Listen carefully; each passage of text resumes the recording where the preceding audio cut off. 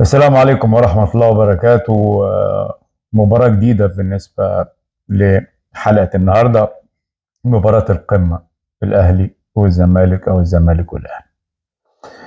طبعا لو استثنينا بالظبط 20 دقيقة مجمل الأداء الفني الجيد إذا كان من الزمالك والأهلي، واتكلم على 70 دقيقة، أعتقد إن الفريقين ما قدموش فيه الشكل المطلوب أو المستوى المطلوب لاسم الديربي واسم النادي الأهلي والزمالك في مباراة بينتظرها العالم العربي بالكامل، حتى أفريقيا، بعض الدول الأفريقية بتتابع المباراة إن كان على التلفزيون أو حتى على النتيجة والبث المباشر.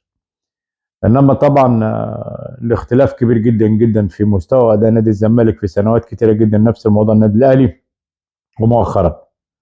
وإن كان النادي الأهلي أكثر استقرار فني مع مدير فني مارسيل كولر، أكثر استقرار في العناصر اللي موجودة بقى لها مع 3 4 سنين، على عكس نادي الزمالك اللي مدير فني جديد بيبني تركيبه جديده، بيبني تشكيل جديد، بيبني كمان اسلوب وخطه جديده بالنسبه لنادي الزمالك في ظل افتقاده لعناصر كتيره جدا، اهمها فكره الجناح.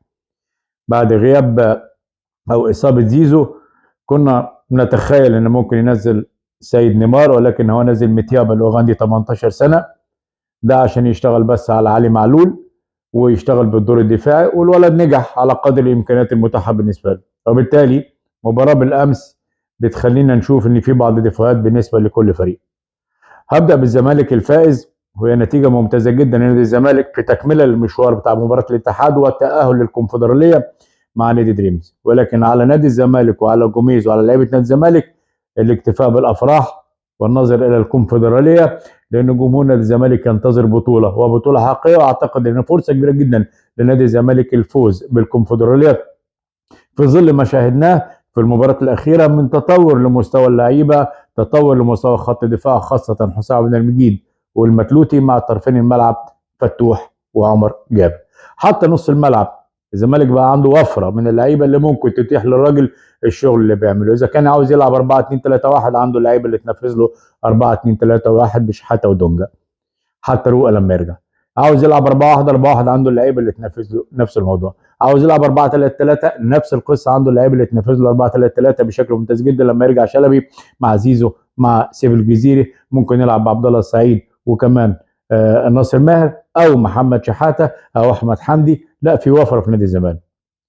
ولكن طبعا الزمالك في مباراه الامس بدا المباراه يعني بشكل ضعيف جدا، ما كانش بالشكل القوي اللي هو ممكن يستغل التشكيل واصابات النادي الاهلي. 30 دقيقه انا وجهه نظري من الفريقين سيئين جدا جدا. ال10 دقائق الاخيره في الشوط الاولاني شفنا الزمالك افضل في عمليه الاستحواذ والانتشار والتمرير الكتير جدا واستغلال الاخطاء اللي موجوده في نص الملعب النادي الاهلي وهاجى عليها بعد ما خلص نادي الزمالك، واللعب على جمله ممتازه جدا، لعب على جوميز طوال المباراه. الا ال10 دقائق الاخيره، اول 5 دقائق الاخيره بعد ما جاب الهدف لعب على الهجمات المرتده وكان ممكن يحقق نتيجه ايجابيه. ولكن هي دي مشكله نادي الزمالك ولاعيبه نادي الزمالك، ان هم ما بيصدقوش الفوز على النادي الاهلي، وبالتالي 2-1 كانت ممكن تبقى 3 4 بالفرص او الهجمات المرتده لغايه نادي الزمالك. لو الاهلي العكس اعتقد كان ممكن يعمل نتيجه كبيره جدا، ودي لازم تكون في عقليه جوميز وعقليه لعيبه نادي الزمالك. الفوز 3 نقاط مهمين، ولكن الزمالك في التمرير والاستحواذ لعب على اهم نقطه، لعب ورا نص الملعب بعبد الله وناصر، سابوا من الاطراف خالص والاجنحه، ما لعبش لا على اليمين ولا الشمال حتى بعد اصابه زيزو، ولعب اكتر على قلبين الدفاع محمد عبد المنعم ورامي ربيعه، ولعب على الكور اللونج باص او التمرير من تحت بالنسبه لناصر، بالنسبه لعبد الله السعيد، بالنسبه لحسام عبد المجيد للمكلوتي، واستغل كمان الحاله الفنيه الكبيره جدا اللي كان فيها سيف الجزيري واللعب على قلبين الدفاع. طبعا الزمالك كتركيبه وكجماعيه افضل من النادي الاهلي للامانه في مباراه الامس، كرغبه وكمان كشكل في الملعب افضل كتير جدا من النادي الاهلي. زي ما قلت اتغير التكتيك شويه بعد خروج زيزو، وبدا يلعب اكتر على الاستحواذ في نص الملعب بناصر وعبد الله ودونجا ومعاهم حسام وكمان والمكلوتي، وده الى حد ما نجح نادي الزمالك ان يكون عنده شكل جيد في الملعب. تركيبه نادي الزمالك من البدايه كلنا اختلفنا ان شحاته كان ممكن يلعب مع دونجا، ولكن هي اختيارات الراجل. عاوز يمسك اكتر نص الملعب، عاوز يكون عنده لعيبه عندها كواليتي كوره، عاوز لعيبه تقف على كوره كتير جدا في وقت يكون الزمالك الاهلي مستحوذ في الكوره. ونجح ان هو عنده فكره صمم عليها. الفكره كانت موجوده في الماتش الاولاني في الكاس، وخسر في اخر 10 دقائق. طبعا خسر لان في كان دكه كويسه بالنسبه للنادي الاهلي، في كمان ان بعض اللعيبه كانت في حاله فنيه جيده في اخر 10 دقائق تحديدا. ولكن مباراه الامس انا وجهه نظري تحسب لجوميز، اختياره لعناصره، وكمان اختياره كمان للاسلوب اللي يلعب بيه طوال ال 90 دقيقه، وخاصه ان نادي البدلاء نادي الزمالك وبعد اصابه زيزو ضعيفه وفقيره جدا جدا. وده بيدي كمان منعطف او فكره لمجلس اداره نادي الزمالك والقائمين على نادي الزمالك ان هم يحاولوا يدوروا على مجموعه لعيبه تتناسب مع فكر الراجل وامكانيات الراجل، اذا حب يبدل في الاسلوب بتاعه ويعدل في الاسلوب بتاعه. لكن طبعا مبروك لنادي الزمالك، 3 نقاط مهمين جدا جدا، 3 نقاط بيدخلوه في الدوري، 3 نقاط بيخليه يرجع تاني لفكره المنافسه الشرسه والمنافسه القويه، ويخلي نادي الزمالك يقف على رجله. الفوز على النادي الاهلي مش سهل، لان النادي الاهلي واحد من اقوى الانديه الافريقيه والعربيه. ال3 نقاط انا بعتبرهم مش ب6 نقاط، ب9 نقاط، لانه بيوقف فيه منافسه كبيره جدا، وكمان فرق المؤجلات اللي كانت ممكن تكون لصالح النادي الاهلي قربت كتير. وده اللي اشتغل عليه جوميز على المستوى النفسي والذهني، ونجح لعيبه نادي الزمالك في الفوز ب3 نقاط مهمين جدا.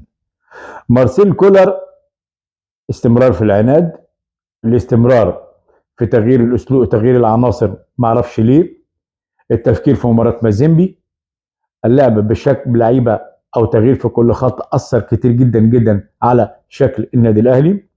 مش هتكلم على خط الدفاع لان الاربعه ثابتين، ولكن هتكلم على نص الملعب، التغييره بتاعت كريم نيدفيد بقاله شهر ما بيلعبش، والسوليه على الدكه. طبعا قفشه دوره كلاعب وسط ملعب، هل هو تحت راس الحربه ولا لعيب ثالث في نص الملعب؟ ما نجحش فيها كتير جدا جدا. طبعا يعني كوكا لقى نفسه مره واحده ما بين 2 لعيبه ما بيلعبش معاهم في المركز ده بشكل مستمر، وبالتالي نص الملعب في النادي الاهلي كان لصالح نادي الزمالك، باستثناء ربع ساعه اللي نزل فيها احمد عبد القادر. كان او التغييرات اللي عملها كولر في الشوط الثاني. ده الجزء الثاني هي التغييرات بتاعت كريم عمر كمال. مش قادر افهم ليه بيلعب عمر كمال على الرايت، وعمر كمال كان خاتم مباراه زد بشكل ممتاز جدا، كان ممكن يلعب باك رايت ويخلي هاني على الدكه، ويلعب بطاهر محمد طاهر على الجبهه اليمنى، ويلعب برضا سليم على الجبهه اليسرى، ويلعب كمان بموديست او كهربا. ودي تغييره اثرت كتير جدا على شكل النادي الاهلي في عمليه اللعب بشكل منسجم ما بين هاني وما بين اي لعيب قدامه، وما بين كمال وبين اي لعيب قدامه. نفس الموضوع معلول واي لعيب قدامه. واضح كمان ان معلول من غير حسين الشحات ضعيف جدا جدا في عمليه القطع وعمليه الدخول لقدام، لان حسين كان عامل انسجام كبير جدا معه وتفاهم، وحسين من اللعيبه اللي بتقطع بشكل كبير جدا وتسيب مساحه لعلي معلول. النقطه الثالثه هي الاصرار على موديست. ناس كتير جدا مش مقتنعه بموديست الا مارسيل كولر. طبعا امبارح في الشوط الاولاني 45 دقيقه ما لمسش كوره من كوره واحده بس. هي دي مش مشكله موديست، مشكله وسط ملعب ما وصلش كوره لموديست. وصلت مشكله ان انت لعبت طرفين ملعب طايرين، اذا كان طاهر وعمر كمال. وعمر كمال بيحب المساحات، ما بيحبش يلعب في مساحه ضيقه جدا ما يقدرش يعمل الكروس بتاعه، عشان كده ما شفناش كروسات بالنسبه لعمر كمال. والفكره دي على فكره بتاعت الكروسات وبتاعت التضييق، انا وجهه نظري نجح فيها نادي الزمالك، واحده من عند متيابه بعد خروج زيزو، وكمان ناصر ماهر، انه قفلوا كتير على هاني وعلى عمر كمال، واللي ساعدهم على كده مارسيل كولر. وبالتالي فكره كهربا كان وجوده من البدايه كان ممكن يسحب الفرقه بشكل جيد جدا في ظل الاصابات والغيابات الكتيره عند نادي الزمالك. طبعا اسباب الهزيمه من نادي الاهلي، انا قلت ان الزمالك كان جيد جدا مجمل المباراه في امور كتير جدا على المستوى التكنيك والتكتيك. النقطه الثانيه هي تشكيله مارسيل كولر، عناد مارسيل كولر، تغييرات مارسيل كولر اللي اتاخرت كتير جدا، وخاصه كهربا في الدقيقه 89.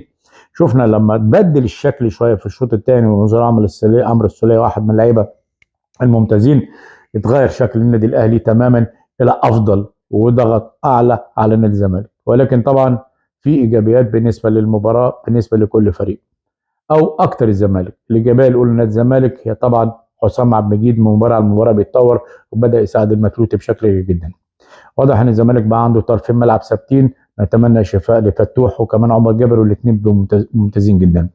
واضح ان دونجا في مستوى رائع وكبير جدا، ومن الممكن مع الوقت يكون احد اللعيبه الاساسيين بالنسبه لمنتخب مصر، لانه بصير كويس، فكاك كويس جدا، قليل الاخطاء في توقيت الحالي، وده بالنسبه لي انا جيد جدا لنادي الزمالك. لعيبه الزمالك ككواليتي كوره، فلعيبه نص الملعب عندهم امكانيات عاليه جدا، ولكن ينقص لاعب نادي الزمالك هي دكه جيده، وانا بتكلم على الايجابيات، وينقص كمان ان في راس حربه كمان مع سيف الجزيري يساعد نادي الزمالك كتير جدا في عمليه الهجمات المرتده اللي بيحتاجها جوميز في بعض الوقت. ايجابيات نادي الاهلي وجهه نظري هو ان الراجل لازم يكتشف عيوبه، ولازم يكتشف اخطائه، ولازم يبعد عن العناد بالنسبه له هو كمدير فني. العناد الاجابات بالنسبه للنادي الاهلي انه رايح على يلعب مباراه كبيره جدا مع مازيمبي الكونجولي، والخساره من نادي الزمالك في التوقيت الحالي ممكن تكون نفسيا سيئه، ولكن وجهه نظري هتوريك اخطائك اللي ممكن تعالجها في مباراه مازيمبي في ملعب صعب جدا جدا. وبالتالي لكل فريق اذا كان الاهلي او الزمالك اللي ابتعد عن الافراح، والاهلي ابتعد عن الامور النفسيه بخسارته من نادي الزمالك، التفكير اكتر في الكونفدراليه مع دريمز، التفكير اكتر كمان بالنسبه للاهلي مع مازيمبي الكونجولي. مباراه وانتهت 90 دقيقه، فاز فيها الفريق الافضل، فاز فيها الفريق اللي هو آه، كان اكتر رغبه واكتر كمان جماعيه في الاداء بسبب مديره الفني، وخطا كبير جدا من مارسيل كولر، وهذا لا يقل من مارسيل كولر انه واحد من افضل المدربين اللي جم في السنوات الاخيره بالنسبه للنادي الاهلي. مدرب جيد، ولكن زي ما قلت فكره العناد مأثر عليه كتير، ويحتاج الى اعاده او صياغه بعض القرارات لمصلحه النادي الاهلي ولمصلحه المجموعه.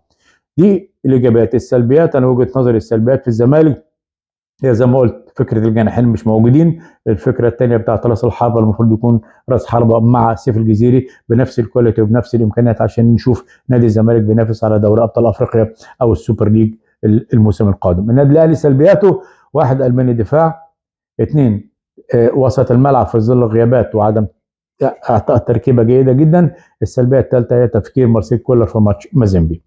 دي نقاط المباراه او شكل المباراه بالنسبه ليا، وبالنسبه كمان للمستوى الفني اللي ما وصلش ل 30 40% من قوه نادي الزمالك والنادي الاهلي على المستوى الافريقي والمستوى العربي.